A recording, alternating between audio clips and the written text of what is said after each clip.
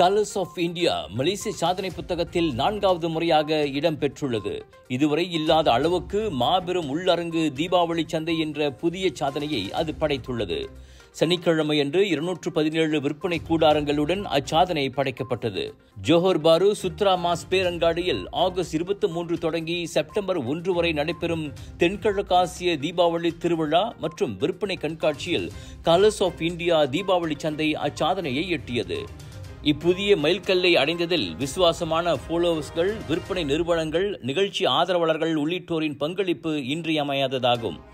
எனவே அச்சாதனையை கொண்டாடும் விதமாக விற்பனை தளத்தின் 4வது மாடியிலுள்ள மேடை பகுதியில் புகைப்படம் எடுக்கும் சிறப்பு நிகழ்ச்சிக்கு ஏற்பாடு செய்யப்பட்டுள்ளது.